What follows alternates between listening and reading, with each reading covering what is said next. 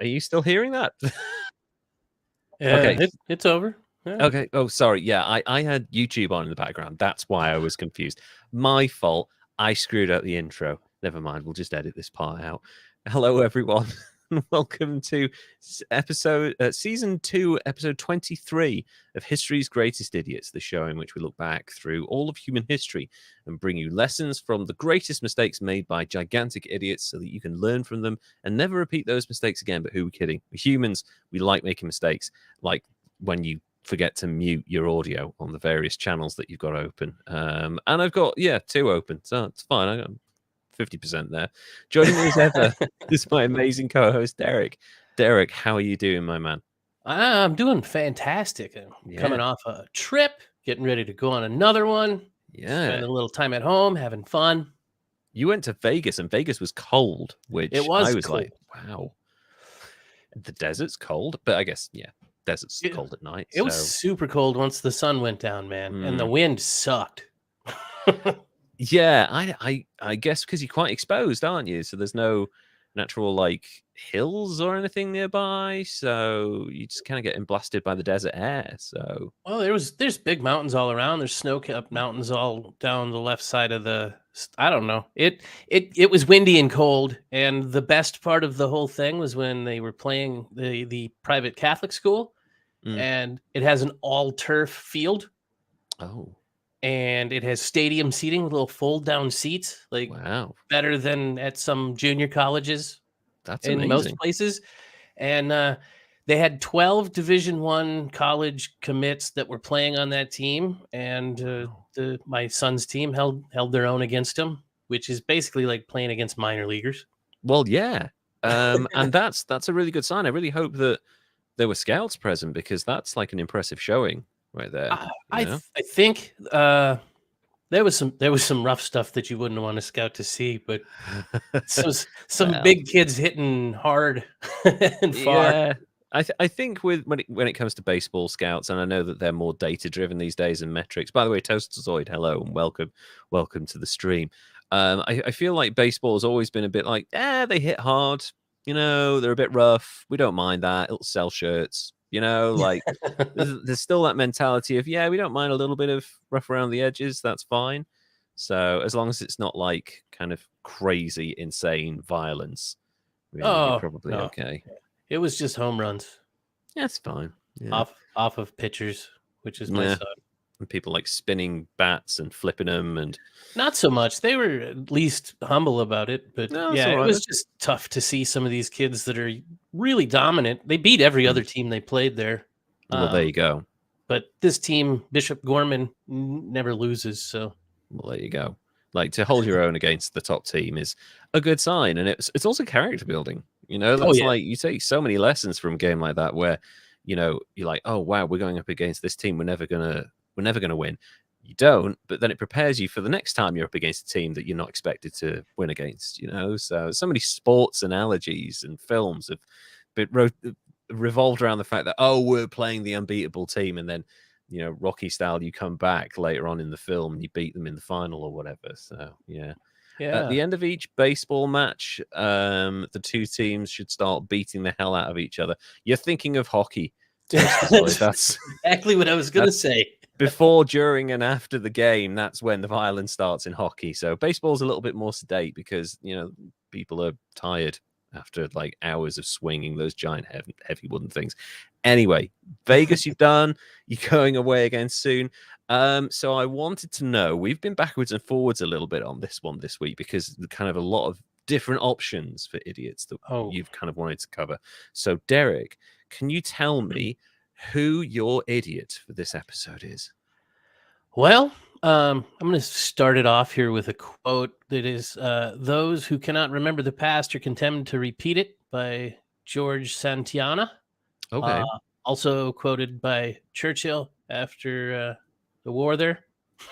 Okay. And that quote kind of sticks in my head a lot, probably because you say it at the beginning of the show. Sure. In a paraphrased sort of way. And I'm kind of like, man, if this is really just some sort of simulation, I think we like to hit the restart button a lot. Like, I think we just did it a century ago, and now with like the war in Europe, anti-Semitism going crazy, fascism, racism, nationalism, all of that is on the rise all around the globe. It's the same conditions that were swirling around 100 years ago in 1922. Yeah, exactly. And hopefully people have learned the lessons from what leads up to ultimate disaster, 15 years after the initial onset. But we're seeing some worrying patterns, and that's really concerning. And it's kind of with a louder voice this time, with a more immediate connection because of the internet, and what should have been a good thing, which is having massive amounts of knowledge at your fingertips and instant communication with anybody around the world. It's kind of turned into a dark thing, and we're repeating some of the bad parts of the 1920s.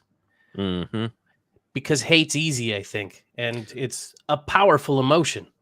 It is. It's the easiest one for people to tap into, unfortunately, because that's just kind of, as humans, the nature towards adrenaline and violence, and that like it's built into us because that's how we survive. We're like flight or fight, get away, that sort of thing. But the ability to manipulate that violence, it seems to work specifically more in certain groups of people, and unfortunately certain political branches and groups were just sort of more aligned to be open to allowing themselves to hate everyone. So a little bit. Yeah. And the thing that sucks, though, is some of these people are just doing it for clout and money. Yes. And it kind of muddies the water about the ones that are doing it for a more sinister agenda. And I wanted to do Kanye today. Yes. But I was like, that's just too much crazy. I can't cover it in a short. We just don't have enough airtime. We do 2-hour episodes as a maximum usually, but yeah, Kanye, you're talking like a docu-series. Yeah. 5-parter at this point. So much. There's so much going on, and I mean, even this week, announcing his presidential run, which I love for a number of reasons. First of all, Kanye West, they're like, oh, he'll get the Gen Z votes away from the Democrats. He won't, because they're not that fucking stupid. And also, he'll be running against Trump as another independent, probably, unless Trump gets Republican nomination somehow, which I highly doubt. So essentially, it'll be a 3-way split of the right-wing vote between Kanye West, DeSantis, potentially, and Trump. So yeah, it's going to get weird. It is going to get really weird and very confusing. And do not listen to the polls. Do not believe any predictions. Just vote, because elections have always been weird, especially the recent ones. Pollsters are almost always wrong. And yeah, you never know. Kanye West, if he gets 1% of the vote, it will be a miracle. Well, I don't think he'll make it all the way the same as he didn't last time. So that's true. I know what happened, though, is I was going to cover him, and in my searching on the Google, yes. I was like, oh, look, a brand new news article. What did he do now? Oh, he's meeting at Mar-a-Lago with Trump and this guy. Right. This guy seems to be actively working to make history repeat itself as a white supremacist, Christian nationalist, far-right political commentator, a little bit of tiny little Himmler-style dude. He's also a live streamer. Okay. And we'll jump into a little bit of his story. He's born August 18th, 1998, which makes me feel fucking old, because I think that was when that was the day I started my senior year of high school. Yeah, me too. I'm the class of 99. I think we're both essentially the same age. So fuck me. Yeah. So so he's born August 18th, 1998, somewhere in Illinois. I think we can take a little comfort in knowing that there's not enough of a biography out there about this guy yet that we know exactly where he was. He's got a Wikipedia page, but it's not a lot of info. That's probably deliberate, I would imagine. Well, and I was going to say there's not a lot of info out there by his parents or his family either, and I'm hoping that it's because they don't want to be associated with his clown. Yeah. But okay, so remember Sheriff Joe? His parents were an immigrant, and he seems to hate immigrants and stuff. This gentleman's father on his this gentleman on his father's side is of Mexican descent, and a Right. Roman Catholic, Okay. which I That's not don't think uncommon are for the more people from the Mexico. right. But with being Catholic, I don't think they're as much of the evangelical kind of hateful Oh as no. you know All right, this guy. my wife is Catholic, and despite the various stances on things like abortion and gay marriage, she is very clear that Catholicism is about love and the very core tenets of Christianity, which is making sure that everyone is on a level playing field. And she doesn't agree with abortion. She doesn't agree with a lot of things that Catholicism doesn't like. She doesn't. She's not for gay marriage in church, which, I mean, that's fine. She's not against gay marriage. She's just like, the Catholic Church says they don't want it in the church. I'm Catholic. I have to stand with their stance, but I don't want gay people to not be able to get married. I want them to be able to get married. They just, like, the church says no, therefore I say no. But ceremonies. I mean, I kind of understand her point on it. I just want everyone to get married wherever they want to, whenever they want to whoever they want to. Right. But yeah, her core thing is forgiveness, because obviously Christianity, and also love for everyone, no matter who they are and what situation they're in. So yeah, it's quite astray from the path there. He's definitely a lapsed Catholic. Yes. But as the interesting trait, he's got the Mexican descent on his father's side, which is really interesting for a white supremacist, I would think. Oh, yeah, but he's mixed race. So. I guess it's a hate free for all these days.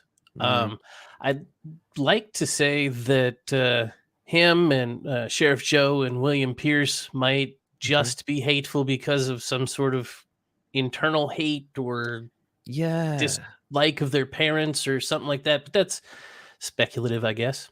Well, I think, I mean, it's a recognized psychological frame point and frame of mind. Do you remember the guy we covered who invented sea monkeys? He was Jewish, and he was adopted by all those fascist organizations. They knew he was Jewish, and they still took him on because they were like, oh, we can use this guy. He's got that money. Was the other one I was thinking of, was the sea monkeys guy. The sea monkeys dude who went completely insane. But yeah, there is definitely an element.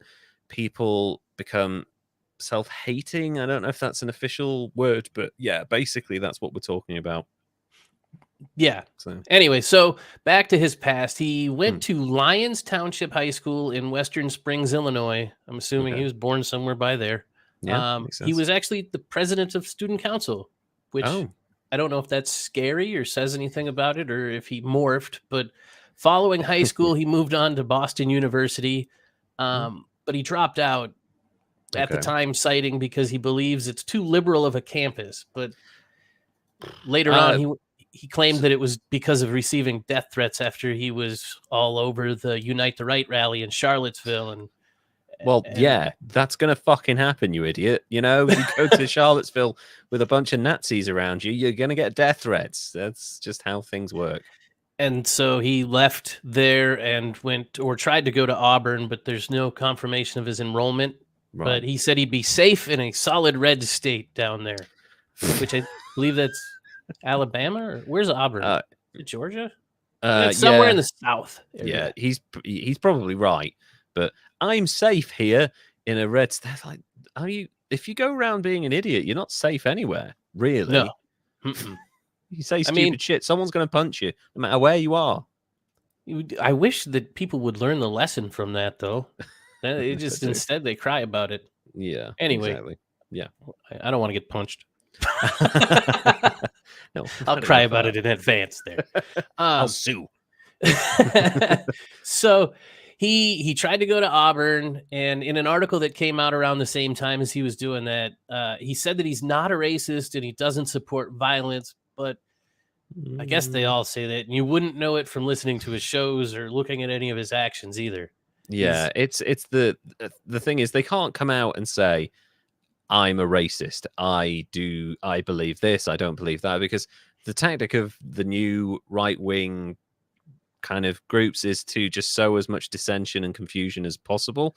And they say, no, I'm for freedom for all. I just believe this. And you're like, well, that's racist. Like, no. I'm not a racist, because they're scared of losing PayPal access or some shit like that. So, yeah. Yeah. That is, I'm going to talk about that more in a minute too. Ooh. So this guy starts his career as a provocateur presenter, I guess, in high school by commenting on politics on local television and radio that was hosted by his high school. And Jesus. on the segments of those commentary, he liked to espouse the mainstream conservative views.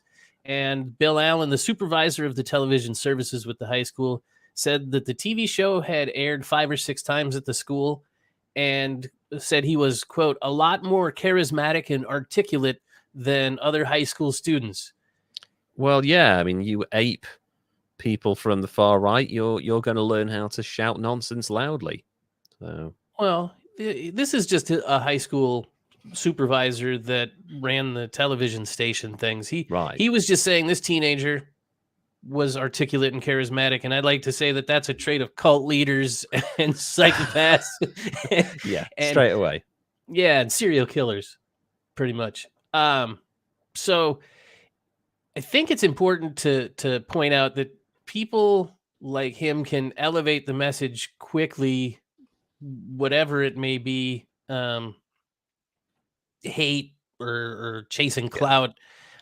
He's essentially just pouring gasoline on fires to get his social media clout up, and goes out to that Unite the Right rally and podcasts about it on his stream. And when he gets back to Boston University, his presence online is exploding in the Howard Stern effect, essentially, where they love you or they hate you, but they are intensely focused on you every time you talk. And sometimes the ones that hate you listen longer because they want to know what you're going to say next.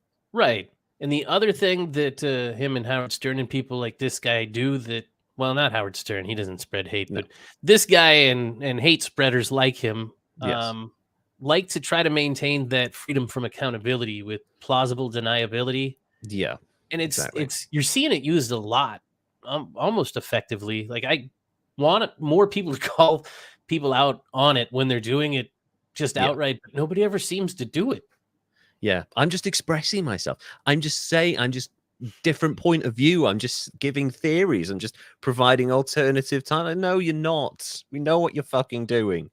Yeah. And I was the new Hassan, what is it? Hassan Minhaj from the Patriot Act on Netflix. He has a new comedy special out, and he was talking about the sacred part of comedy is the trust of knowing sincerity from the irony and the humor, finding the humor and finding the sincerity and having that trust and knowledge of each other, of audience and presenter.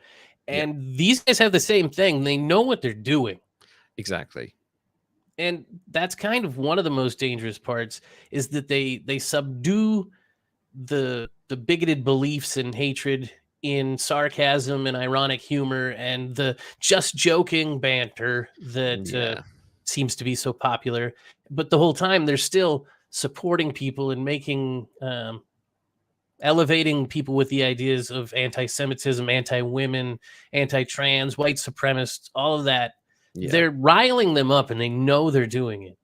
Yeah, I think this goes back to one of the most wonderful examples of someone backtracking was Alex Jones's court case against the families of the shooting. What was the Sandy Hook? Sandy Hook, yeah, that was it. And he essentially said, "Oh, I'm just playing a character. I don't really believe this. No sane person would believe this. I'm just doing it to sell erection soy-based products and stuff like that. Like, I've got a mortgage to pay. It's the yuppie Nuremberg excuse, basically." So yeah. And jury didn't buy it, and now he's down to the tune of $50 billion or some stupid number. It's ridiculous. I know. Yeah. Fuck that guy. He deserves it. And you know what? He's in this story. Of course, but we'll go back to our guy, because during an April taping of his show, in I believe 98, or no, this was 2017. All right. He responded to an audience member's question about how to deal with his wife getting out of line by saying, quote, "Why don't you give her a vicious and forceful backhand slap with your knuckles right across her face disrespectfully and make it hurt? Just kidding, of course. Just a joke. I would never lay a hand on a woman unless she had it coming. End quote. Fuck me. It's Sean Connery. Well, it's like, just kidding. No, I'm not. Just kidding. Just kidding. No, I'm not. But you can hit them. But no, I wouldn't do that. But yeah, maybe I would. Who knows if they're loud enough?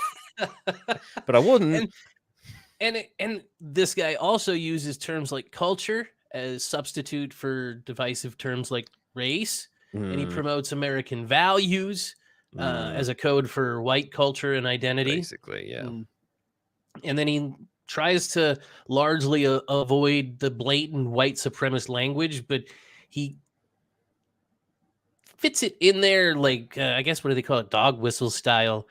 And he does it while trying to make himself cool and attacking the GOP and the mainstream media and the leftists. Oh. Bing Crosby. Sorry, yeah. Toastazoid said, that's the number one rule of punching someone. Don't do it with your knuckles. And I just replied, Bing Crosby over here. That's a deep cut if anyone knows Bing Crosby's history of smacking his children around. Do it with a bag of oranges so they don't bruise. Oh, boy. Yeah, crazy bastard. I thought you were supposed to use a phone book. No, you throw those. Right. No, those are sandals. Oh, yes, there you go. Yeah. Never beaten as a child, was threatened with beating in school because teachers were that crazy. But yeah, no, I wasn't beaten as a child. I was like smacked, but not like get a switch. Well, none of that shit. I lit the bathroom on fire, so I had it coming. Holy shit. Anyway, this guy and his kind of jokes mixed with irony connects with some more moderate people, which is the scariest part of it all, is that some people are laughing at the joke, not quite getting where he's being sincere, and when the jokes are targeting and having hateful intent, because he leaves you confused, like that last one. Just kidding. No, I'm not. Just kidding. Yes, I am. Just kidding. No. And then you're like, fuck, I think it was funny, but I don't know if I'm laughing for the same reason as those guys with those Swazis on their shirt. Yeah, exactly. And you're like, wait, why am I in this room? Yeah. Wait, why has nobody got any hair? Why have they all shaved their hair off? That's the problem, is that that's exactly what a lot of these groups and people want, is you appeal to the center audience, you appeal to the middle ground, and you try and convert them. And it's easier than you would think, but that's worrying. Well, and the weird thing is this guy does it hiding in that gray area of, is he a troll? Is he for real? But I mean, after he continues on, if he's a troll, he is committed to the character. Yeah. So anyway, he starts this episodic live stream show in 2017 while he's attending Boston University, and he gains sort of a cult following. He comes out and says that this show was inspired by the candidacy and the presidency of Donald J. Trump. Of course he does. The king of gray areas and wielding plausible deniability like a weapon. Yeah, exactly. And also a prick. Sorry, I take that out. He's a good gentleman. Donald Trump is as wonderful of an orange human being as there has ever been. Every time he talks, it makes me sad. I know. Anyway, so this guy's doing his show on April 2017. He asserts that Muslim speech is not covered by the First Amendment, and then went on to say, who runs the media? Globalists. Time to kill the globalists. And then he said, I want the people that run CNN to be arrested and deported or hanged because this is deliberate, end quote. There's a lot going on there. Globalists, of course, we know is a byword for Jewish people. And also that calling for people to be arrested and hung, that's reminiscent of the Day of the Rope thing that we've covered before. That's really disturbing.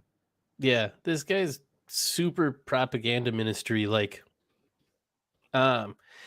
So right after that, the publisher of the show at Right Side Broadcasting Network issued an apology calling the comments unacceptable and inappropriate. And following those, he left that platform and went on to co-host the Nationalist Review podcast with another white nationalist named James Alsop until January 2018. It was kind of short-lived because they had a public falling out and both of them accused each other of being lazy and all kinds of other petty slights against one another. Is it like Duck Soup, where they're like, he's a racist scumbag? No, he's a racist scumbag. No, I think it was more like, yeah, he's a lazy. He's like I don't know, something lazy. Sloth. It's just they called each other lazy, but clearly neither of them really wanted to go through this. And just fucking just leave it alone, for God's sake. They split, and as he went on, he started to become more and more open and more hateful. And in January of 2020, his YouTube channel was demonetized, and one of his videos was pulled out because it violated their hate speech policies. And on his way to that ban, he was also banned from Twitch and Reddit, which is nice. He got banned from Reddit, right? Who gets banned from Reddit? Yeah, fuck me. This guy. On February 14th, 2020, his YouTube channel was completely terminated for violating policies on hate speech. Nice. And to the people that say, what about free speech? Quit hiding these people. Yeah, it's not.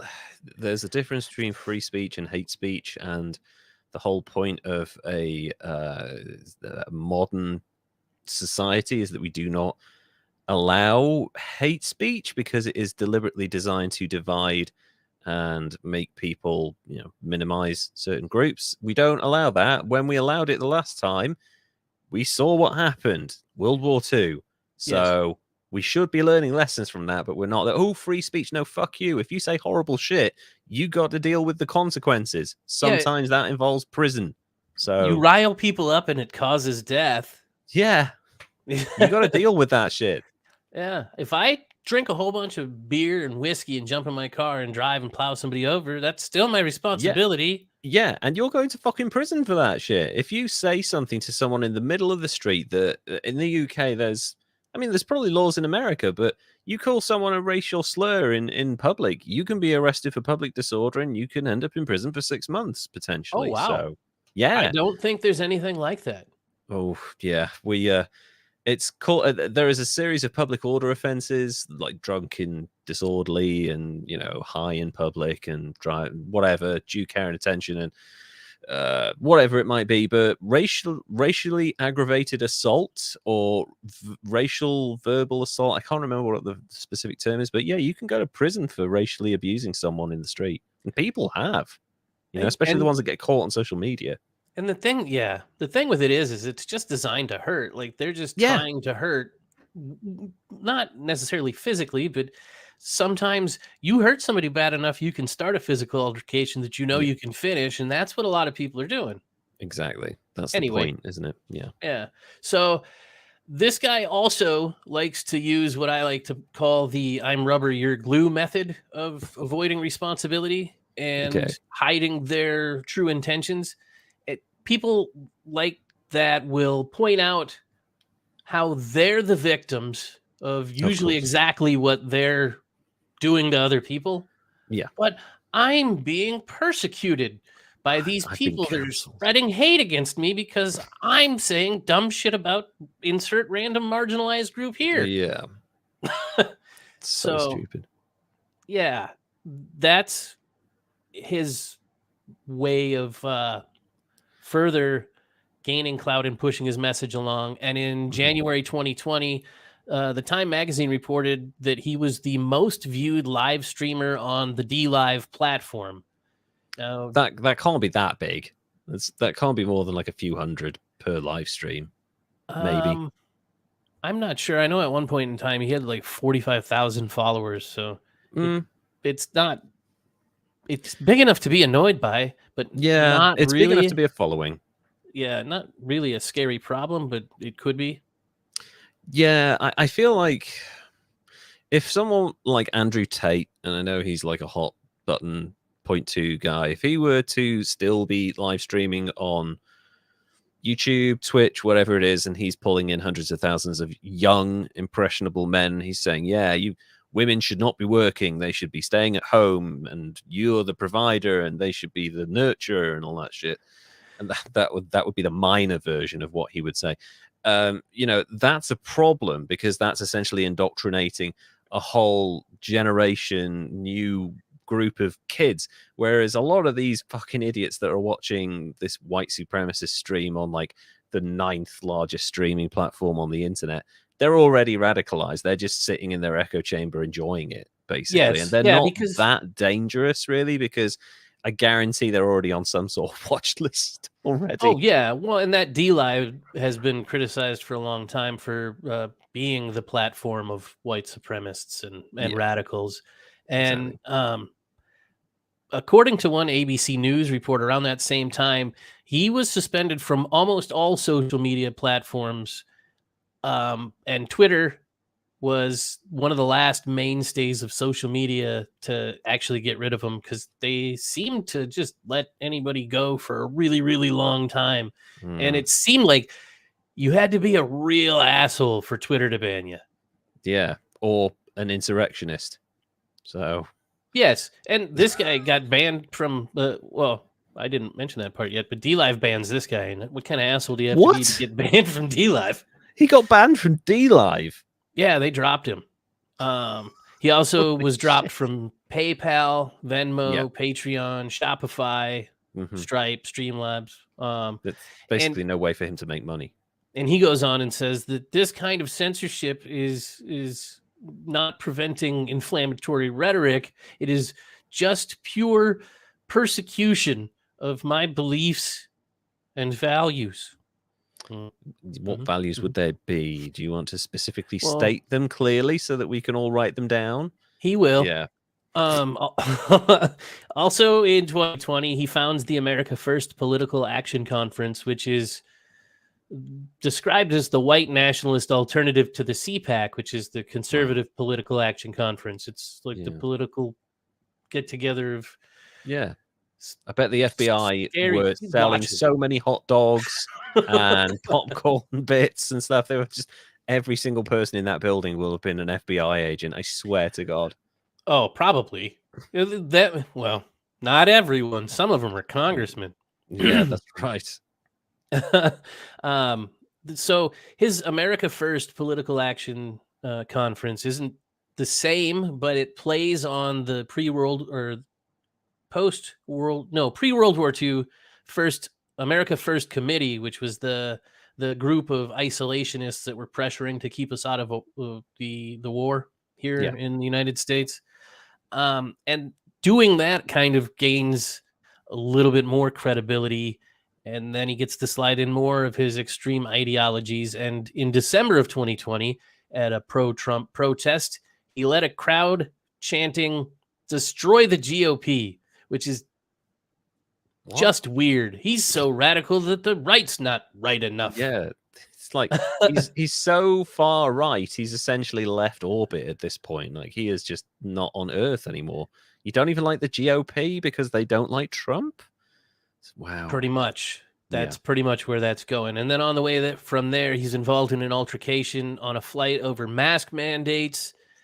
And then on January 4th, 2021, that's 2 days before the U.S. Capitol storming thing, he discussed on his show killing state legislators who were unwilling to overturn the results of the election, saying, quote, "Why can't you and I do a state legislator? Besides killing them, we should not do that. I'm not advising that, but I mean, what else can we do, right?"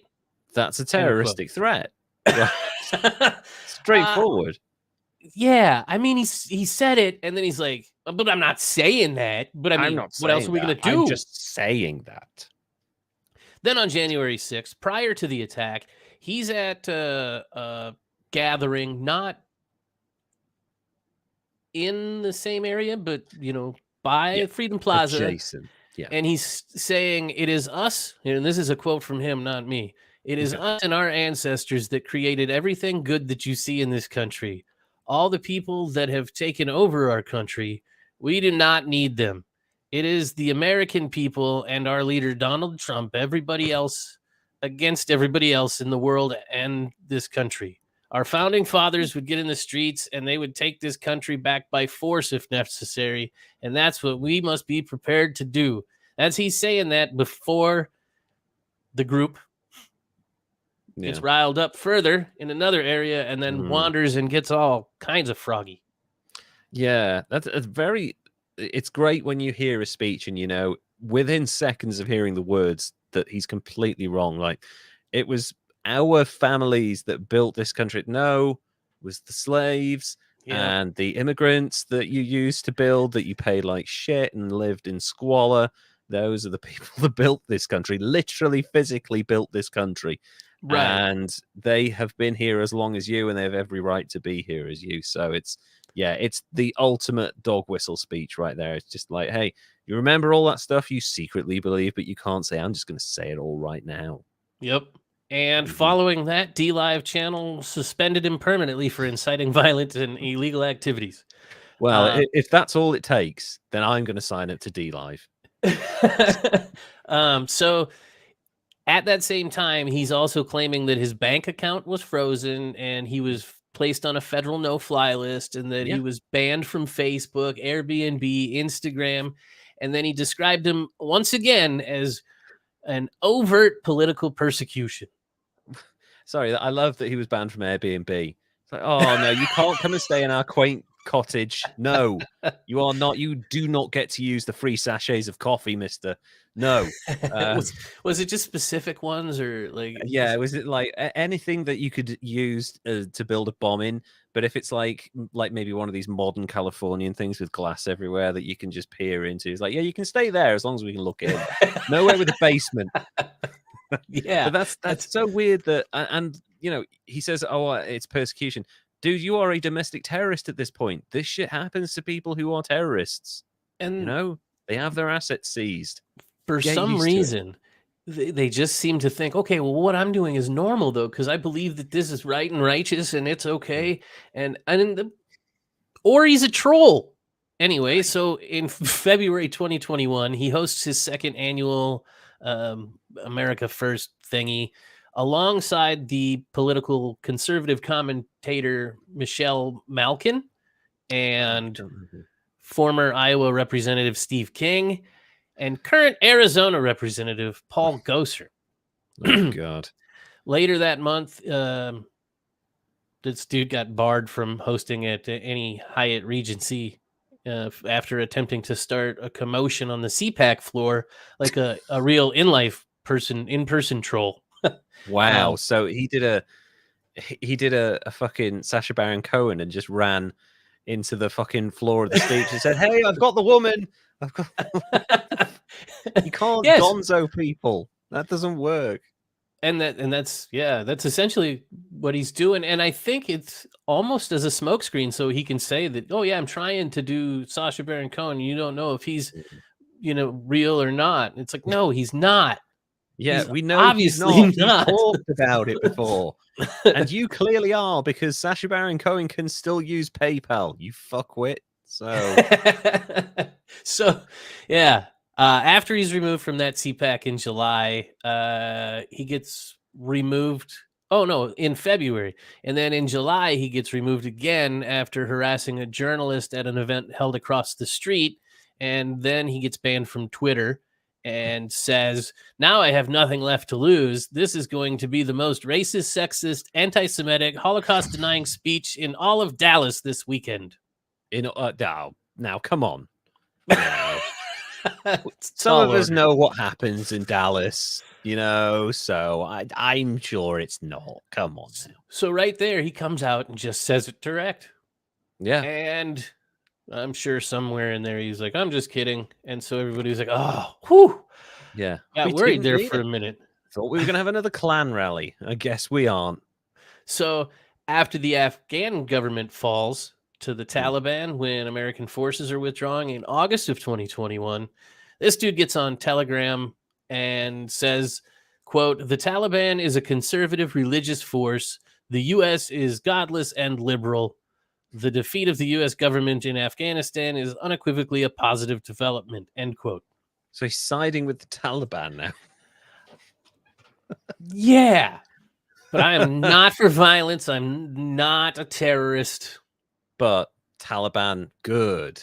Liberals, Yep. bad. Following the deplatforming of everybody, including DLive, he gets in bed with the OG nutter Alex Jones to launch his own streaming platform, because that's what you do. Cozy TV launched in October of 2021. Cozy TV, that's so weird. That's- Sorry, Tosazoid makes a good point about Dallas here. Sometimes it's an anti-Semitic speech, other times it's a president losing half of their head. Oh, that's a dark joke. That's a dark joke. It's accurate, but it's dark. Holy shit.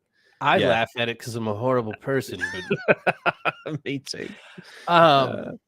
Yeah, so he does this Cozy TV in October of 2021. In December of 2021, social media platform Getter, that's another super far right platform, permanently suspended his account.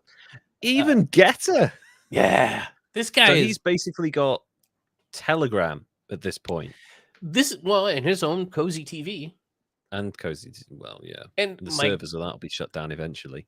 This is where I kind of started thinking, dude, is he just really committed to his troll character here? Because, like, how do you get banned from the people that, like, okay. I think he might have, if he did start it as a character, it has consumed him at this point because he's lost access to society at this point. You know, short of being in prison, there's not a huge amount he can do, using the internet anymore. So yet somehow he does. Anyway, so after he gets banned from that, the site started receiving backlash from his fan base, and even an Arizona state senator, Wendy Rogers, wrote, "What is the point of a free speech alternative to Twitter that doesn't even honor free speech?" End quote. Not free speech, but okay, sure. I'd love to know their response. Right. Well, I don't think they gave him one, but in February 2022, social media platform Truth Social verified his account, and then he hosted his third AFPAC event. And during the speech at that event, he bestowed giggling praise, that's what they called it, on Adolf Hitler, saying that the media had been comparing Vladimir Putin to Hitler as if it wasn't a good thing. Wow. Fucking wow. Following that, he asked the audience, "Can we get a round of applause for Russia?" Which was so then, yeah, going full unpatriotic right there. It was followed by a roaring applause and chants of Putin, Putin, and people in attendance there. Idaho Lieutenant Governor Janice McGetchen and Congressman Paul Gosar had pre-recorded videos that played at the event, and the one and only Marjorie Taylor Greene actually attended the conference. Of course she did. She's got nothing else better to do because she's barred from the fucking Senate floor. Well, God. And then when they were like, "Hey, did you know you were at a white nationalist rally?" She said, "Oh, I didn't know who the organizers of the conference were. I thought it was a Chuck E. Cheese. I got lost." Yeah. And then in March, he praises Tsar Putin, as he put it, for the invasion of Ukraine, which he claimed was to, get this now, to liberate Ukraine from the great Satan and from the evil empire in the world, which is the United States. Is that not renouncing your citizenship? Essentially, yeah. And he's using language that, like, was used by Iran, I think, in the revolution, and the evil empire thing. That was that Reagan who said that? I thought that was Star Wars. Oh, well, yeah, that too. I swear that the evil empire, I swear that was thrown around in the 80s, so. Maybe. Yeah, I mean, I know it's a Rage Against the Machine album as well, but like that was an ironic thing. Yeah. But yeah, he's essentially gone. It's like he at this point, ironically, he is exercising his freedom of speech because he's basically denouncing his own country at every opportunity. and yet he's not been arrested for it. So say what you like about the great Satan, buddy, but you haven't been arrested yet somehow. I suspect Right? if you weren't white, you would have been, but who can tell, really? I just figured if you were this way, people would help you. Yeah, exactly. Because obviously he needs some sort of help. Yeah. On May 14th, 2022, he falsely claims on his Telegram account, which is pretty much the only place he's got left, that the Buffalo shooting was a false flag attack. Oh, And God, I'm betting he learned that bullshit from Alec Jones. Yeah, sure. Aha, it was Reagan. It was Reagan. Yeah, I thought it was. Just rung a bell. Yeah, so false flag attack. That's a typical tactic as well. Wow. And it discounts the tragedy that actually happened and why and the problem that's going on. It like just muddies the water. Like everything this guy does creates. Well, at this point, he's full on a bad guy, but he started out creating space for bad guys to thrive amongst people. In March of 2022, he stated that he's a reactionary who supports autocracy and called himself a 12th century man, adding Catholic autocracy, pretty strong record. Catholic monarchy, and just war and crusades and inquisitions, pretty good stuff. What? Yeah, that's weird. That's not history. He went on to say, you know what democracy has given us? Obesity, low rates of literacy. It's given us divorce, abortion, gay marriage, liberalism, and pornography. That's what democracy has given us. Ghettos and crime and political correctness. Diversity, the track record of democracy, not so good. I hate to break it to you, buddy, but democracy was around in feudal times. So not democracy, divorce was around in feudal times. And what was the other thing he decried? Liberalism. He said it also led to low rates of literacy, which I think was under autocrats. That's usually that's normally the staple, really. Yeah. And you know, you live under a monarch. You know, basically their family are the only ones that can read, and their friends. An awful lot of the stuff he just quoted there was definitely not as a direct result of democracy. It certainly existed a long time before any form of democratic society came into force. So yeah, that's complete bullshit. Nice try though.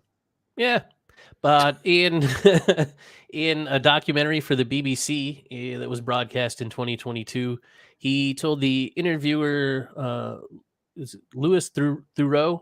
Louis Theroux, yay! Yeah, he told him that he believes it would be better if women did not have the right to vote.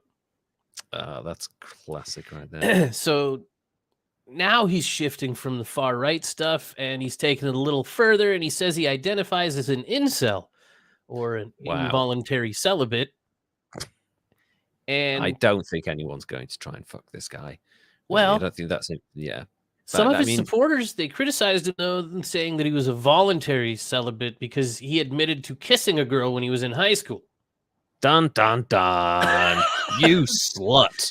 Oh, it's so weird. But he defended himself by claiming that, quote, having sex with women is gay, end quote. Everything this guy says at this point is pure comedy gold. Holy shit. And then here comes his next. I know I use a lot of quotes in this one because they're awesome. Brilliant. They're awesomely ridiculous. They're awesome. Next quote. The only real straight heterosexual position is to be an asexual incel. End quote. I mean, that's just pandering to your audience right there, right? I don't know. I'm going to cheer him on because, yes, please, sir, do not procreate. Yeah, for the love of God. We do not need you swimming in the gene pool. Jesus. Yeah, breathing up all our air, drinking up what little water we have. That last quote, right? What is it? It said, the only straight heterosexual position is to be an asexual incel. And if he just like at the last second raised his left hand and said, am I right, brothers? And just like, because that's his audience, right? It's just other lonely kind of guys. Just like, why won't anyone sleep with me? It's because I hate everyone. No, it's the Jews. No, it's just like there's something. that audience have That got a jump. very specific mentality, and it is really, really easy to appeal to them. And I can't imagine it's a huge audience, but yeah, wow. Well, the thing that I don't understand is when you're dipping your finger into appealing to that audience, how do you still maintain appeal with a larger audience?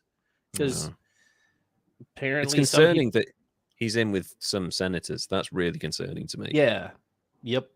Well, I mean, even Matt Gaetz defended him. I think I'll talk about that in a minute, unless I left Okay. it out because I got annoyed. Anyway, following the Dobbs decision that overturned Roe versus Wade, he posted that the Supreme Court of the United States was amazing for overturning that decision.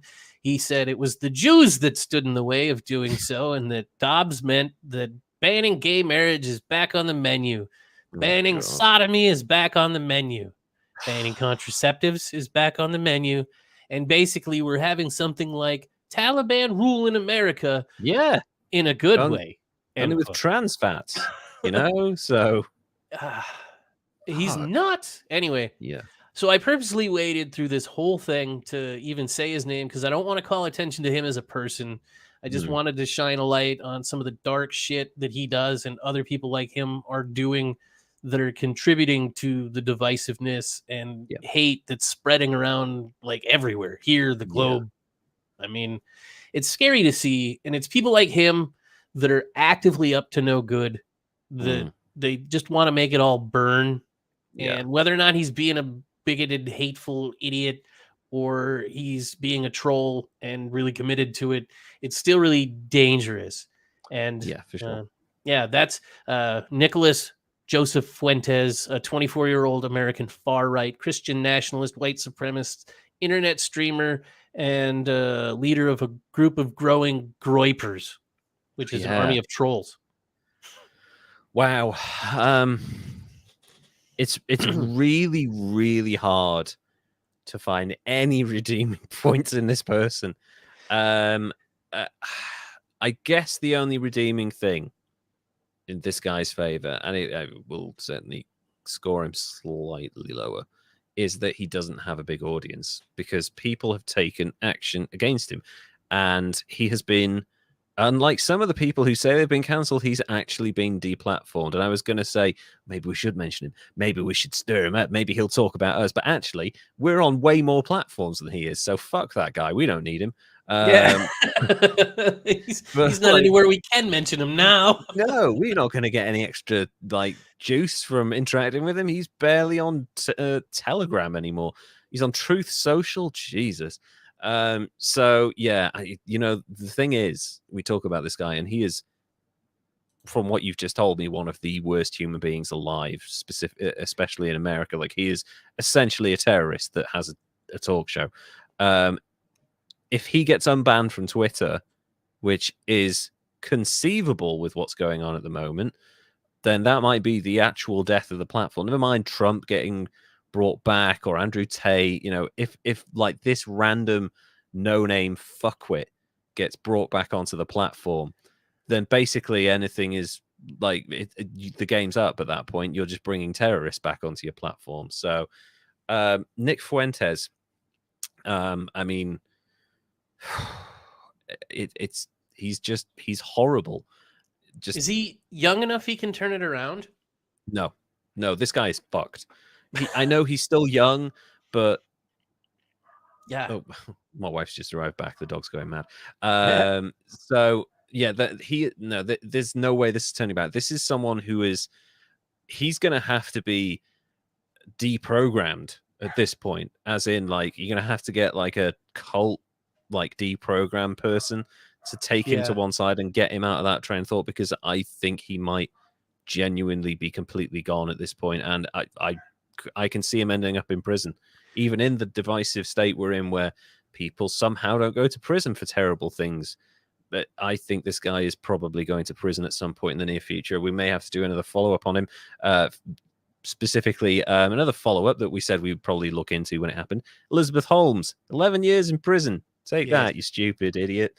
So, no, we don't want anyone to die, Toasty. But yeah, this is I'm going to go 98.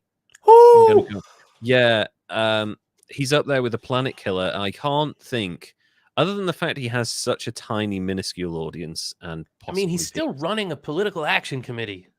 Oh, really. I neglected to mention he was one of the far right groups, the largest one that received a donation from an anonymous French donor in Bitcoin. He received 13.5 Bitcoin, somewhere around $250,000.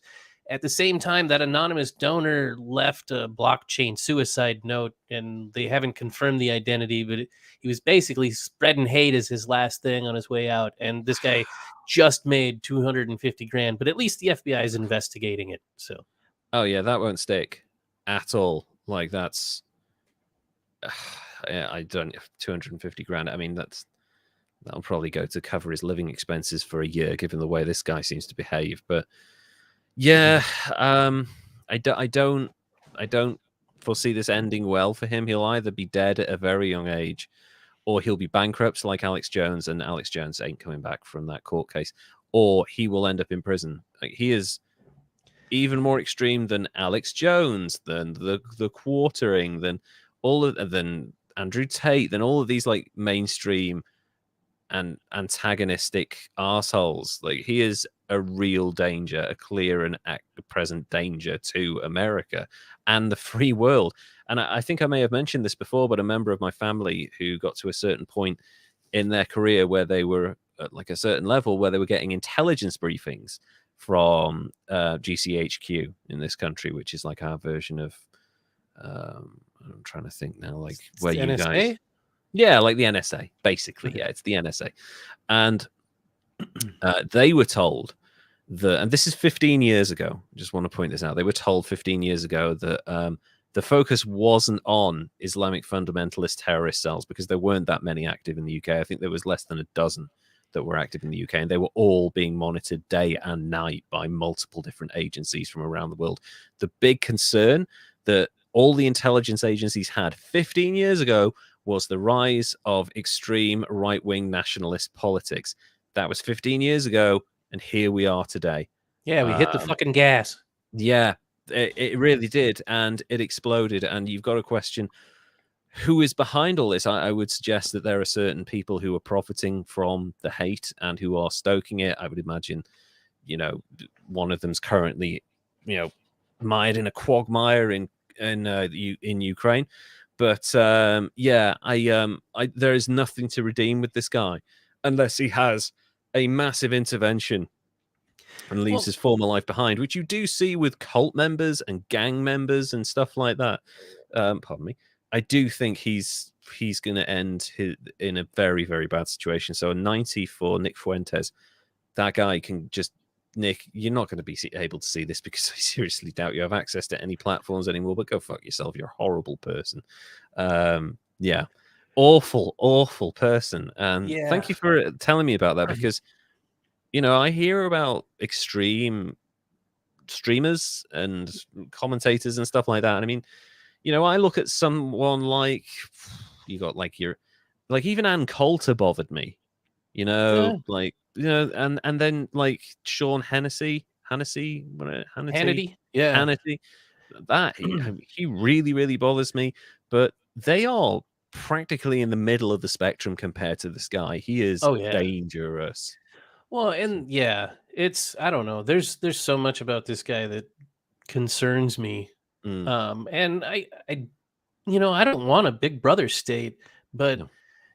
I feel like some of these extremists are driving things so far that it's like, God, this is why we can't have nice things. They're going to take it away from us.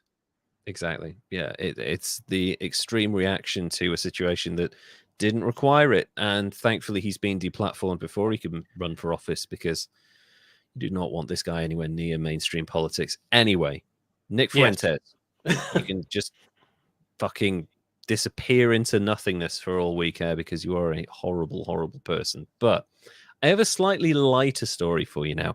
Certainly not for investors in a financial sense, but this is one of the most interesting stories.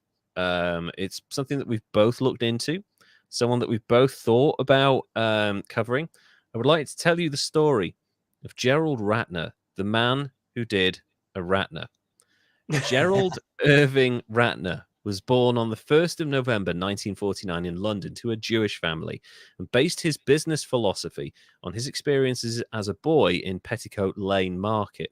He observed that the people who shouted the loudest and appeared to give the best offers sold the most. And you can only take so many lessons from market traders because they all shout loud and essentially offer things. But yeah, that's don't base your business fundamentals from market traders. Being loud and selling cheap. Yeah, that's not a great business model. It doesn't work all the time, as we're about to find out. Gerald Ratner joined the family business in 1966 and built up an extremely successful chain of jewelers during the 1980s, of which he was CEO. He took over the business from his father in 1985. By then, Ratner's had actually been losing money, in part because of its major expansion moves. So they'd started out as a small chain. At this point, they'd moved to about 150, 200 stores.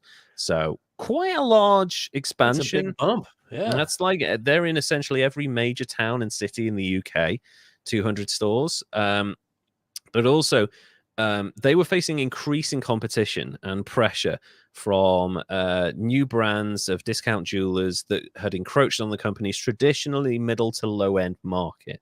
So that's like kind of middle of the road jewelry. You haven't quite got enough for that, Tiffany's diamond ring. It's like a K Jewelers.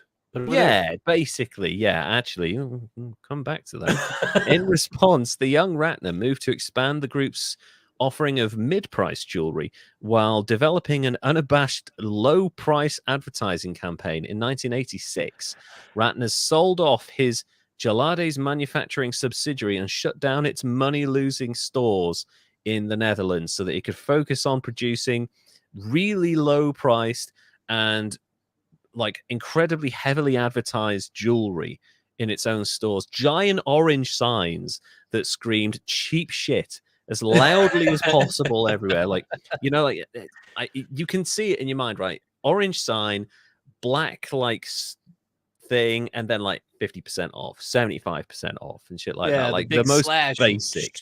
Yeah, it's like discount shopping, advertising, marketing 101. It's like everybody does it.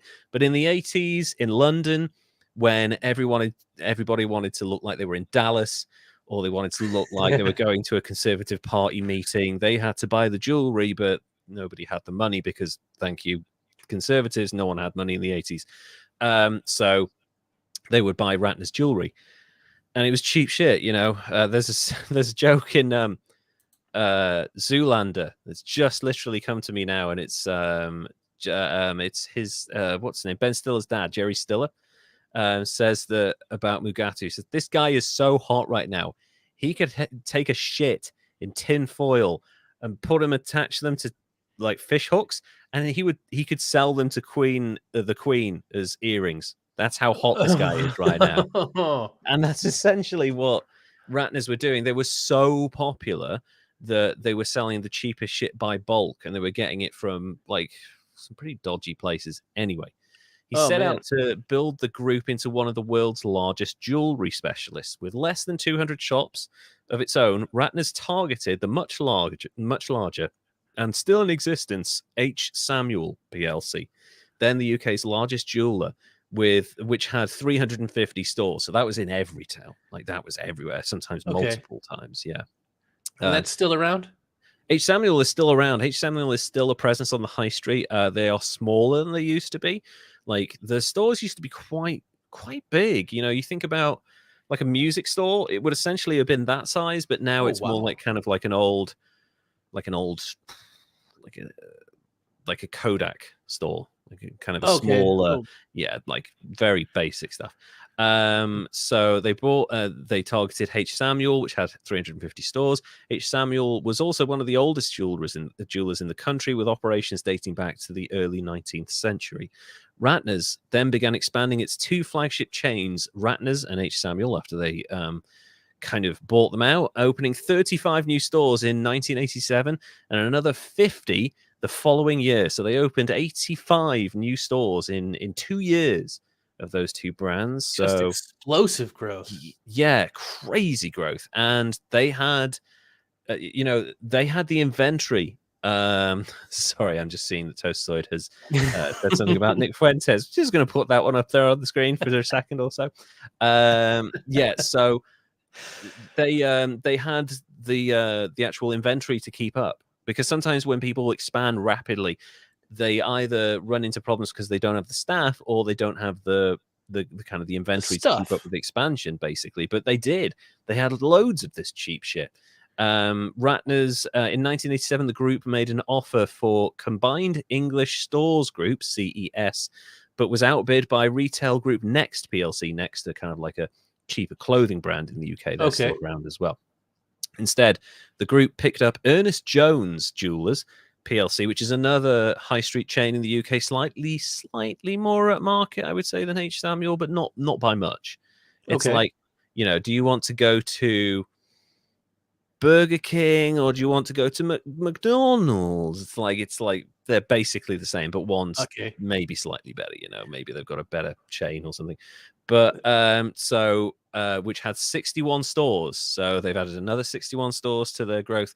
Ratner's also gained an entry into the middle to high end market, so that's what Ernest Jones was. It was like, okay, we've got our foot in the slightly higher end market now, so we can target people in London, in like wealthy boroughs and stuff like that, maybe in like Edinburgh and some like really nice suburbs as well. So sneaking in a little legitimacy to the and it's a smart move, because if one end of the market, if the bottom falls out, then you've still got these 61 stores that are selling like 1,000, 2,000, 5,000 pound rings. You know, you still got that to hang on to.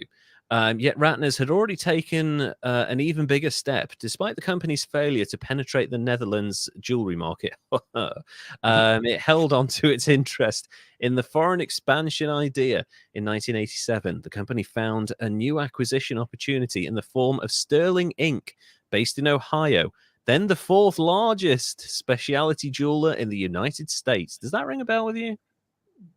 No, not really. No. Is it a mall jewelry store? Sorry? You said Sterling? Sterling Inc. was the name of the company.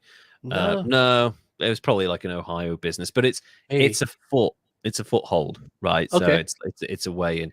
That company operates in nearly 120 stores, Sterling Jewelers, Shaw's Jewelers, Hudson Goodman, and Friedlander.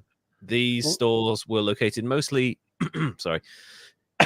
in Midwestern regions, although the Sterling Empire stretched from coast to coast. So obviously, like, if you're not from that part, it's like a Howard Johnson's. Like, you're only going to see it in some parts of the country, sort of thing.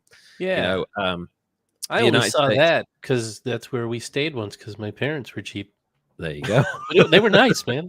I don't like I stayed in Ramada as well. Like, I have no issues staying in like cheap places as long as you're warm. I don't really mind, to be honest. So the United States now became Ratner's primary growth market, which makes sense because it was the biggest retail market in the world. Soon after the Sterling acquisition, the company picked up another major jewelry group, the Westall Company, also based in Ohio, boosting the company's US holdings to more than 150 stores. So they're making rapid moves in 1 year. Next up was another Ohio-based company, Osterman's Inc., which added another 55 retail stores in 10 states, helping to strengthen Sterling's geographic mix. That purchase cost the company $60 million back in the late 80s. That's a fair old chunk of change. A lot of money. It's a lot of money, but they're selling cheap shit by the wheelbarrow full, so you know, feels like a gamble. It does. This rapid expansion is really picking up pace now, raising the company's US total to 275 stores, plus like the 600 or so that they've got back in the UK. You know, they're getting up there. Plans for new store openings through the end of 1988, meanwhile, were to increase the company's US operations to a total of 312. So they're expanding their existing base. They're growing quickly. Back at home, Ratner's made a number of significant moves as well. In 1988, the company acquired Time Jersey Limited, giving it 16 jewelry shops and an additional 6 accessory shops in Jersey, Jersey's kind of a weird place. It's part of the UK, but it has like a different judicial system. It has a different set of laws. It's in the channel between England and France, so it's kind of like the population base is mixed there. And also it's a tax haven. So Yeah, you base yourself in Jersey, you ain't paying no corporate tax whatsoever. Smart move. Very smart move. Complementing the group's existing 4 Channel Island stores. So they're also picking up in every possible territory, like the Isle of Man and Guernsey and all these places that maybe only have like one town. Does this guy have an expansion addiction or something? Pretty much, yeah. I mean, it's such an 80s thing, this, because the 80s, the thing was, oh, grow, more money, quickly, fast, Reaganomics and all of that shit, Yeah. you know, and Thatcherism. And the idea was you spend money to make money. And it was also the birth of the wonderful philosophy of economics that doesn't work, the trickle-down economy, where these super rich people, right, the richer they get, the more you get, because they'll give you jobs and they'll give you money, but actually they'll just fucking hoard the money away in the Channel Islands. So it doesn't work. So Ratner's UK expansion took off.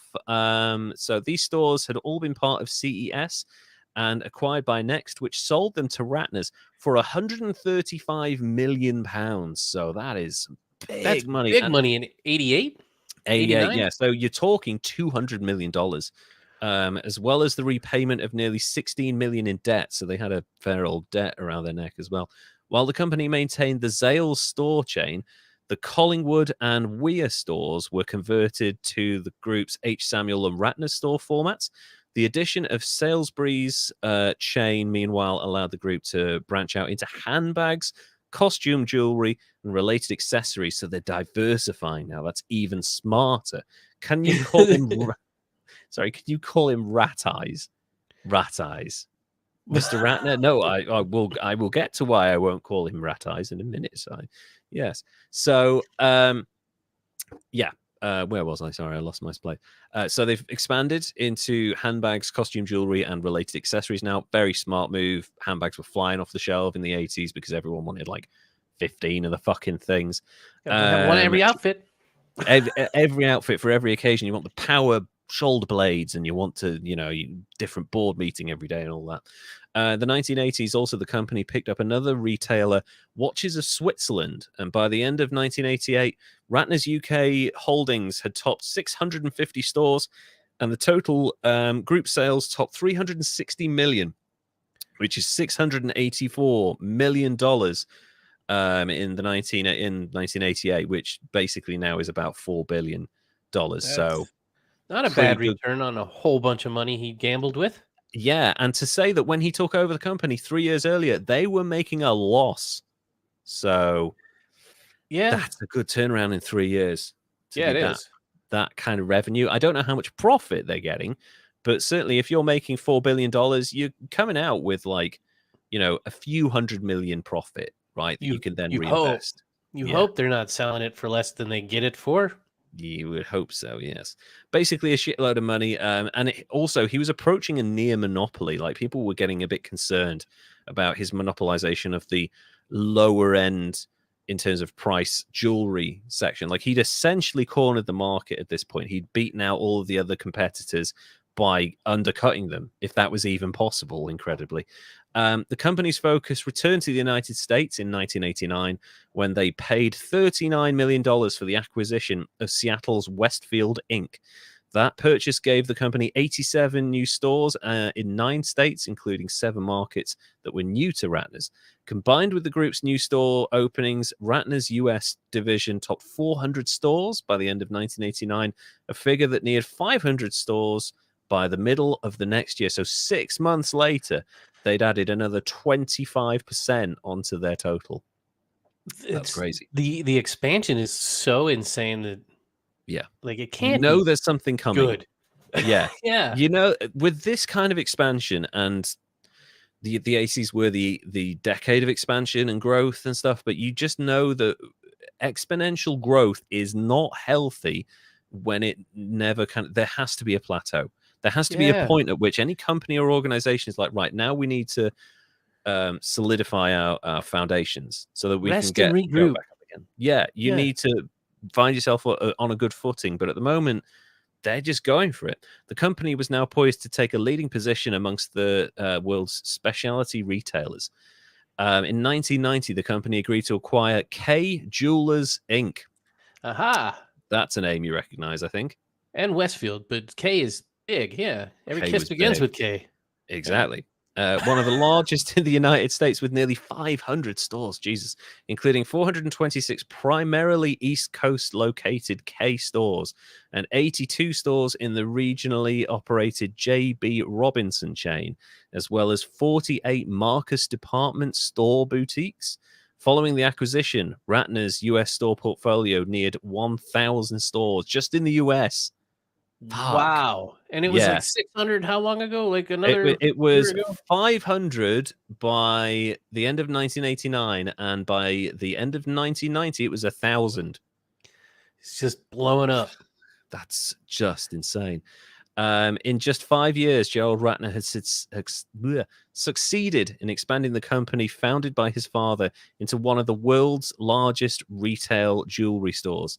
Expansion came at a cost, however, and the company entered the 1990s heavily in debt because of all of these massive acquisitions. They've leveraged themselves up to the fucking eyeballs, and now the bank is coming calling. They ran headlong into an international recession, which that hit hard. We had a bunch of those in the early 90s, in fact, and it had knock-on effects for years to come. The company's low and mid-priced focus at first appeared to weather the initial drop in the jewelry market because, people were still... I feel like little cheap luxuries are one of the last things to go. Like big things like art and cars. People stop buying like big, expensive shit like that. Yeah, But, those are the things that become reserved for the wealthy alone. Exactly, yeah. But stuff like costume jewelry and like cheap rings and shit, like people are still going to occasionally buy that. They might just slow down a little bit on it, but they won't stop buying it until it's like, oh my God, I'm going to have to eat my horse now. It's that bad. So, Yeah. basically. And let me see where I am. The initial drop in the jewelry market, it finally stumbled in large part because of an unfortunate joke made by Gerald Ratner. Uh-oh. And now we get to the crux of what we're talking about. Speaking before an audience at the Institute of Directors, Ratner had been discussing the company's pricing policies. He was two sheets to the wind, as we say in the UK. He'd had a couple. Okay. And it was one of those like jovial, it's pronounced Hans. Nice, Toasty. It's one of those things where you're in a room, you're on the top of your game, right? Despite the fact that you've got shitloads of debt, and that might be a problem. You are seen as a success by the market and by London and all of these people. You've been invited to a dinner to give a speech. They're paying you to be there. All of these wealthy people, they are your friends. They've got your back. So you decide to make a joke, right? You're safe. You're in a safe environment to make a joke like that. And here's what he said. He singled out a low-priced decanter and glass set, labeling the products as total crap. He said that about his own products. He went on to, because he said, "What people ask me, how can you sell that?" And I say, "It's because it's total crap." And there was in the room, like that kind of fat cat laugh. Yeah. And he went on to claim that even a Marks and Spencer's prawn sandwich would outlast a pair of earrings carried at the company's store. That was the big one. He's That whole saying that total his crap own thing. place. Yep. You say my jewelry is so shit it won't last as long as a prawn sandwich. Which, first of all, prawn sandwich, that's like the most 80s fucking thing. Like everyone was having prawn cocktails and prawn sandwiches in the 80s. Like, yeah, but who's eating prawn sandwiches? What the fuck? That's disgusting. Anyway, so prawn sandwich from Marks and Spencer's. Marks and Spencer's was an expensive retailer. That's quite a thing to say. Ratner went on judging another popular product, an imitation book, as being in the worst possible taste. So the room is full of his mates and industrialists and rich people going, he's taking the mick out of himself. We like him. He's British. But actually, what he didn't realize was he was being filmed on camera, pictures, the press were there, the Daily Mail, the Sun, the Telegraph, the Times. Whoops. So, every single major tabloid was there, and they were not happy. Ratner's comments, which had been shrugged off in a better, which would have been shrugged off in a better economic climate, raised a furore amongst British consumers, largely because the press were in attendance and he'd bent over and handed them his own ass on a cheap silver platter. Was it from Ratner's? Yeah, like, here you go. You better hold on to it because it won't last longer than a prawn sandwich. Almost overnight, the company's stock plummeted, losing some £500 million in one day of trading. That's like Kanye losses. That's fucking insane. And I mean, this isn't like, oh, you said something stupid, we're pulling our sponsorship, Kanye West. This is market investors. These are people who can sense the change in the sands, and they are pulling their money. £500 million, which is basically, at that point, it would have been $1.5 billion. Today's money, you're looking at basically the value of the company. Like, that's a shitty day. That's a shit day to be Gerald Ratner. Ratner's irate shareholders called for Gerald Ratner's head sensibly. He was forced to step down from the chairman's seat. At first, taking the CEO position. Why the fuck would you do that? I'll just move here. No, out of the fucking door. Before being ousted altogether by the end of 1992 from the company his father had founded. Oh, what a dick. I know. Following Ratner's departure, the company changed its name to Signet Group and converted the Ratner store chain to H. Samuel and Ernest Jones format. So they just did away with everything with his name on it. Like, no more. Ratner is not associated with us. We're changing our name. We're getting rid of the stores. H. Samuel can be a budget brand. Ernest Jones can be the mid-price brand. And we are getting rid of that man's name from this market. Otherwise, we're fucked. He's an OG cancelled. He got cancelled, but he took it. Like, he wasn't like, oh, you can't say anything anymore. Like, he wasn't like one of those guys like, oh, this is a conspiracy by the left-wing media. He was like, no. He was like, no, I fucked up. Can I have some CEO money before I go? No? Okay, right, I'll see you. This is the 80s. People walked when they did shit back then. You know, like, you knew when you fucked up and you left. And let's not kid ourselves. This guy was wealthy. He was going to be okay. He could have retired for the rest of his life. He didn't. We'll get to that in a minute. Signet rebranded, obviously. Was faced with rebuilding consumer confidence, a task made the more difficult because of the persistence of the economic slump in the UK. That sounds familiar. The company's new chairman set out to restructure the company, which had suffered from a loose organizational and logistics structure during Ratner's tenure. Basically, Gerald Ratner got the company and just went on a spending spree, built up massive amounts of debt, and then they realized that he was the only guy at the top who had any control over anything. So, yeah, not that good at the business thing, after all, really. The company sold off Watches of Switzerland in 1992, which was followed by the sale of Salisbury's chain in 1994. The company also exited the Channel Islands, selling its stores there to the Asprey Group, which also acquired Watches of Switzerland. In the meantime, Signet began slashing its retail portfolio in the UK, shutting down nearly 300 stores by the end of 1994. The company's difficulty continued into the mid-90s when it faced a shareholder revolt in 1995. The company's preference shareholders, who had not received a dividend since the beginning of the decade, 5 years, without any return on their investment, tried to force the company to break itself up, selling off its UK holdings in order to focus on its more profitable US division. The company resisted the effort, winning the shareholder revolt. Nonetheless, by 1996, Signet had begun entertaining offers to buy out the UK branches. I'm interested to know what a shareholder revolt looks like. I mean, is there muskets?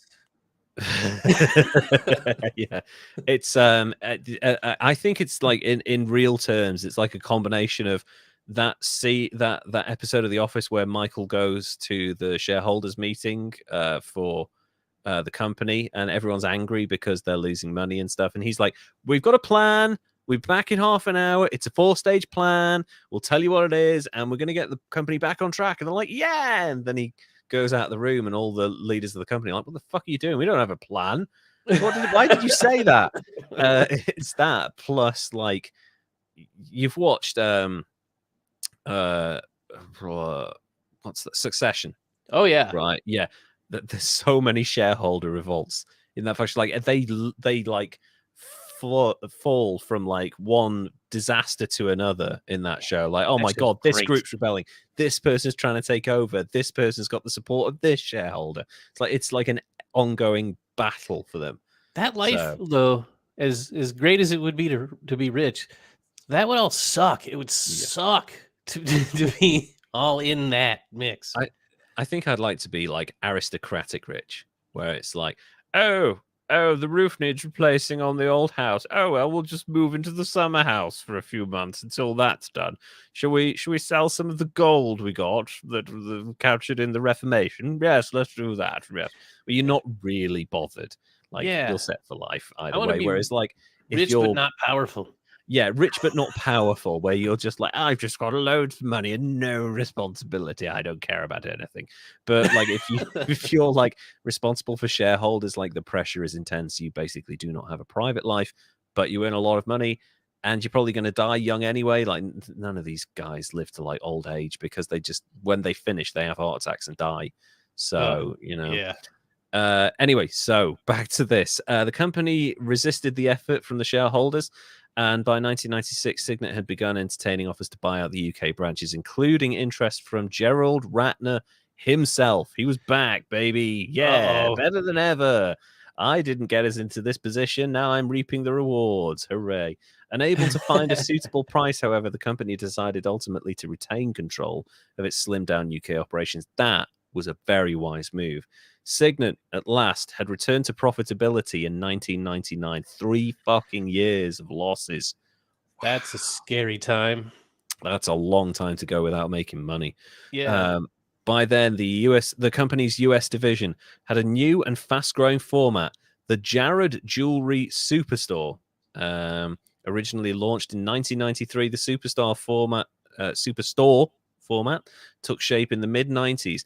The larger self-standing stores, the company's Cheys and other stores were typically located in shopping malls, featured much larger sales space and inventory, as much as 5 times the size of the group's other stores, as well as on-site jewelers offering jewelry repair services and other amenities, such as children's play areas, making it a destination for wealthy jewelry shoppers. Fuck me. That's a smart move. Yeah. I don't remember seeing one of those in a K. I don't. I think, and this is actually something I want to point out now. People in retail have been saying for like the last 4 years that the future of physical stores, of physical retail stores, is an experiential thing because they realize that people from our generation and Gen X and generation below will pay for experiences. They will go to, the Harry Potter thing. They will go to the Star Wars location and you will pay to have experiences. Pay lots of money to go and see Kanye West live and have a breakdown on stage for $450 and a pair of shit shoes. So basically what they did in the early 90s was create the experiential shopping thing where you go to a location, you can take your kids with you, they can play, you can shop around for some jewelry, you can have a coffee while you're there. It's a luxury treat for yourself. And if you do it once every couple of months, that's fine. You're dropping $5,000 a time. So you don't have to come back that often, So it's a smart business model. Yeah. If you can turn your store into like a place where the kids can play for an hour so that you don't have to hire a babysitter, somewhere where they can buy food, they've got a bathroom, somewhere where they can sit down, maybe, a bit of music as well. That's the real future of retail, is like keeping people in the store for as long as possible. Oh, and making them stay there for the day. The real life version of stealing your screen time. Basically, yes. It's you are giving people a treat for the day. Like, oh, I'm going to go and get my hair done. I'm going to go get my nails done. I'm going to go and have a massage. I'm going to get a facial. Shopping is going to be part of that experience in the future, unfortunately. By the end of 1999, the company had opened some 20 Jared, J-A-R-E. Jared Jewelers. Yeah. There you Yeah, go. I know them. There you go. 20 Gerald stores with plans to expand the chain to as many as 200 stores in the next century. The Gerald format now became the company's fastest growing segment, and Terry Berman, named as group CEO in 2000, expected the chain to be worth $1 billion in sales. So they have, wow, in a year they've like really turned it around. Signet's return to health was confirmed by its first acquisition in nearly a decade, when it paid more than $161 million to acquire Marks and Morgan Jewelers Inc., the 9th largest specialty retailer in the United States with a strong presence in the southeastern region. Signet then decided to convert a little more than half of the 137 Marks and Morgan chain to Chey retail brands. So they moved it across because I guess they saw more promise in that. Do they sell people named Gerald? That would be funny if they did. It's just a series of clones. Unfortunate name around. Oh no, when was it that the Gerald from Subway stuff happened? Like you wouldn't want that associated. No, you wouldn't. That I think like, we're not Gerald no more. We're not that Gerald. No, we're the Kushner one. No, we're not that one either. No, so I guess the Gerald stuff, that was like 2012, 13, maybe. It wasn't that long ago. Okay, so they were good then with their Gerald they were probably safe. You know, just don't sell Gerald with like, oh look, I've got loads of space in my pants. Do you want to join me? The Gerald chain continued to grow strong in the 2000s. By the end of 2003, the chain had grown to 70 superstores, yet already represented some 25% of the group's total US sales surface. That's amazing. So they're doing their well. Sales from just 20 from like 70 superstores. That's crazy. So a quarter of the sales and like not even an eighth of the stores of the total. That was a smart move by them. I remember that name. Now, Chey, I remember the slogan. Gerald, I remember the name, and I remember it being bright and shiny and white. Yeah, and that's part of the luxury. You sell people the luxury experience, and I think that was a very smart move on that point. We didn't really have anything comparable to that in this country. Certainly, the H. Samuels and the other one, they kind of carried on. But nobody really, from like the 90s onwards, people just sort of stopped buying massive amounts of jewelry in this country. If anything, there is a store called Argos, named after the ancient Greek market town. So they opened up jewelry segments in their stores, and suddenly everyone was buying their jewelry from Argos, because Argos is a really unique thing. You go in and you have a laminated catalog at like 20 positions in various points around the store. You look up, you go through this catalog, and you're like, okay, let's see, Xbox, right? Okay, you've got a tiny little pen that everyone used to steal, and a piece of paper, and you write down the code and the quantity, and you go over to a machine, it scans that code, and it orders it from the warehouse behind, and there might only be 3 of them in the warehouse or whatever, and you wait 10 minutes, and you get it, and you're gone. And you could buy... This warehouse was full of like 100,000 different items, but they wanted to take up more floor space, because they were like, well, we need to keep people around longer, because people are just coming in, they're buying the shit, and then they're leaving, and then we don't see them for 6 months, you know? So they put jewelry stuff in there, and it was cheap jewelry. It was like signet rings, ironically, and just kind of the basic entry-level jewelry, like maybe a girl's first pair of earrings, or, you know, a present for granddad or whatever it is, or something like that.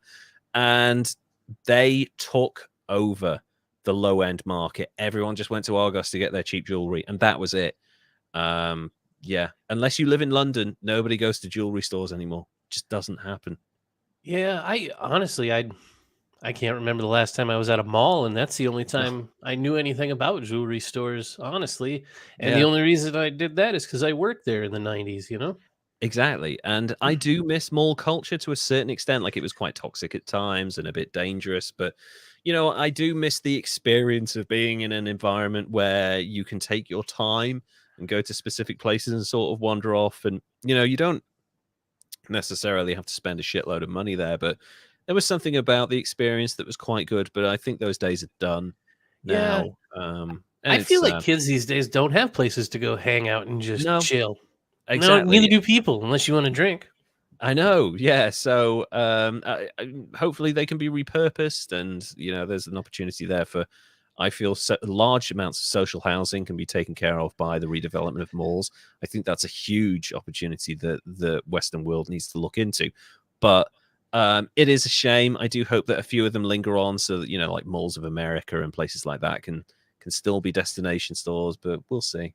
That place is still popping every time I've ever been in there. Oh, yeah. I think last time was like 4 years ago, but Yeah, I do get surprised when I go to like shops and like city centers and high streets like we have in the UK. There's still a few people around. They're just not buying anything. They're just sort of there, wandering the streets, shouting at each other. That's all that's happening. Anyway, just to finish off this thing, and the Jared chain continues to grow strongly. We mentioned that, helped by the growth of the superstore format. It's also strong profits in its UK branches. Signet once again sparkled as a leader in the world of jewelry retail. Ratner himself has rebuilt his reputation as a businessman and an after-dinner speaker, charging £50,000 per after-dinner speach and £500 per podcast appearance, as I found out when I tried to book him on the podcast. And Mr. Ratner, he was lovely, really nice to talk to, very understanding. He must get like hundreds of these. So he was like, I get offered these all the time. I charge £500. And I was like, I'll go away and have a look. I said, we can't afford that. But, I've seen him doing podcasts, and he even refers to it. The term doing a Ratner has entered popular culture as a byword for incompetence and a PR disaster, although I personally think it's not as bad as former BP CEO Tony Hayward, who wiped out billions of dollars in value from the BP brand every single fucking time he opened his mouth. That guy was an absolute disaster during a disaster. But Gerald Ratner goes on podcasts now, and he's very clear. He says, that thing about the being complete crap, that was taken a little bit out of context because I was talking about something that was made by a competitor that we were looking at acquiring. He said, but the prawn sandwich thing, yeah, I said that shit. And I shouldn't have said it. And it was stupid. And, it was the arrogance of youth. And we lost $500 million overnight. And that was the end of my career. And now he makes a living going around coaching people and giving after-dinner speeches about how to handle your PR and who to bring on board, and how running it by yourself is not the right thing to do. And delegation is the key to success and things like that. So he's rebuilt his reputation to a certain extent by leaning into the Ratner moment. He's written a book about it, which has become an international bestseller, because it is a fascinating story that this man who, yes, he'd gone mad. He'd expanded way too quickly and built up massive amounts of debt. But in terms of how the city viewed him, and in terms of how the investment people and the share price people saw him, he was a success because he was expanding, and he was essentially saying, I'm leveraging, it's the Netflix thing. I'm leveraging debt now so that 5-10 years down the line, we have cornered the market. And that's essentially what he was trying to do. And it's a tried and tested business tactic. The only problem is when you couple shitloads of debt with a recession and a little drop of complete PR disaster, that's it. Your brand is done. Yeah. So that's like a powder keg moment right there. Yeah, and, absolutely. Yeah. I wonder if he was trying to do it like a roast. I think he was. I've seen the video footage, and you can find it because he it's used in loads of his podcast appearances. He absolutely was doing it like a thingy roast. What they call Shriners? No. Gosh. Toastmasters? Yeah, Toastmasters roast. Yeah, exactly. It's like that. And there's a lot of people there. There's like 1,000 people in this dining space. And they all laugh. They all thought it was brilliant. The only problem was there were 9-10 journalists back there who all had film. They filmed it. They took pictures. They wrote copy. he was fucked because he had the majority of the UK's press and the sharks in the water who were like just there to make connections that night. They were looking for juicy gossip amongst the famous and rich, but actually what they got was the story of the year. Yeah. So, And which now he would have just been like, nah, that didn't happen. Yeah, they yeah, made it no, up. Fake news. just like, no, I didn't say that. I was taken out of context, and of course I didn't say that. And even if I did, I didn't mean it. And who cares? It's definitely not my fault, But Gerald Ratner is old school. He's like, you know what? I fucked up. I cost a lot of people a lot of money, and I'm sorry. But fortunately, the people who are invested with Ratner's are hopefully still invested with Signan, and they're probably very wealthy now. So jewelry is not a bad business to be in as far as getting wealthy. I know. So what do you think of Gerald Ratner? We've both looked at this doing this person before, and I think we were both keeping it back as kind of a potential. But the fact that I spoke to him, I was like, I should probably include that now, because you never know when you hear about these people, you think maybe they're deluded or kind of mad, but actually he's just a nice guy. He's in his late 60s now. He's just chilled out and relaxed. He's a millionaire. Who cares what he does? I guess the owning it thing, Yeah. and the learning from it and doing something already, it lowers his score a great deal. And the fact that he was nice and talked to you and seemed like he gave me the time of day. And I mean, it says head of content on my thing, which it opens a few doors. But this fucking guy's Gerald Ratner. He doesn't have to give me the time of day or be polite. He can just say no. He can tell me to fuck off, and I'd be like, well, at least he typed something. But no, he was actually really polite about it. So I was really impressed with that. So well, and for that, I'm gonna go a little bit lower than I think that I would originally, but I'll give him a 70 for tanking a family business in a day. Yeah, in a fucking day, $500 million in the early 90s in one day. It's so crazy to think about. My God. And I think that's the saddest thing, is just losing the family business. But I mean, now he's starting his own thing and doing a Ratner. Yeah. And also, we talk about after dinner speeches, and I know that Barack Obama was charging like $500,000. If that's the great thing, like once you stop becoming a president or a prime minister, you charge like $500,000. You will be booked on 100 after dinner speeches that year. I'm not kidding. It's so this crazy. Guy, there are websites you can go onto. There was a guy I was researching for another podcast, and he is like a kind of a Christian motivational speaker, and he's built a business from being like, oh, I'm a family guy, but actually, that was in jeopardy for a while, and now we're happily married and we've got kids and stuff. He's turned that into an after dinner speech. The guy charges $75,000 per after dinner speech. He is booked on 23 after dinner speeches this year. That is a good living, right? Yeah, there. It is. And I wish that I could do that. Yeah, he does those every single year. And I mean, you think about after dinner speeches, you might have like 200 people there. I mean, obviously, you've got to pay for them to get there. You've got to pay for their hotel. You've got to then obviously pay for them. You've got to pay for their meal. But, you think, oh, wow, $75,000. Not many people are going to pay that. Amazingly, they do. He'll do 20 of those a year for like 10 years, and he can retire for sure. I have to become some sort of expert somewhere, and you are interesting enough to talk to people after we have dinner. to become thought leaders, Derek. That's where the money is. Okay. You see. Well, honestly, that's the kind of millionaire I want to be. One that wanders around and talks to people 20 times a year. Like, I'll just go down the road in Scottsdale, or I'm off to like Michigan, or I'm off here and there. And it's like, yeah, you get $75,000 and all of your traveling expenses paid for. That's like ideal. I do know that I've mentioned it before because I'm a wrestling journalist, but when wrestlers retire now, they make a real killing on the autograph circuit. So they go from like Comic-Con to Comic-Con, event to convention and stuff like this, and they get paid like $10,000 to show up. Like Ric Flair will get $50,000 to show up and sign autographs for like 3 hours, and he does like 10 of them a year. Doesn't have to work. He doesn't have. He's sure as fuck. Well, I mean, he tried wrestling at 72. Jesus, it killed him. But like that's a very smart way of earning money well into your retirement. And all power to people that can do that, because if you can sit down with people and communicate with them, and maybe give them something that they didn't know. Give them like a little bit of an extra gem of knowledge or information, or make them think in a slightly different way that might make them more money or make them a better person or make them, a more effective leader. If you can do that and earn a living, you're quid's in. That's the perfect life for me. Huh. Well, that's what I try to do. Is I'm trying to give people education so they can be better people. Yeah. Basically, that's one of the reasons we did this podcast, was because we were like, learn from these mistakes.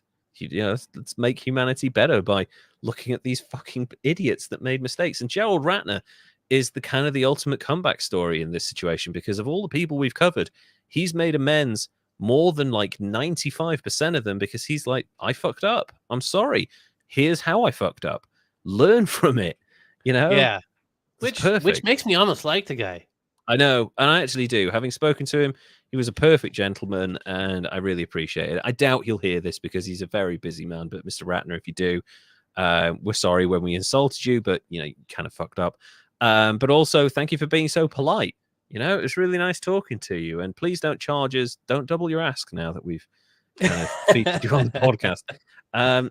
So, yeah, that's our show for this week. I know, Derek, it was a bit of a difficult one in terms of researching because you were a bit unsure about giving Fuentes a platform, but I'm glad you did, because again, it's like he's so extreme, and it's weird because he's attached himself to Truth Social, and he's attached himself to, and the reason why I said it's the 1920s repeating itself again is because if a certain gentleman gets arrested in 2024 and goes to prison, I'm gonna be like, wow, that's happened somewhere before.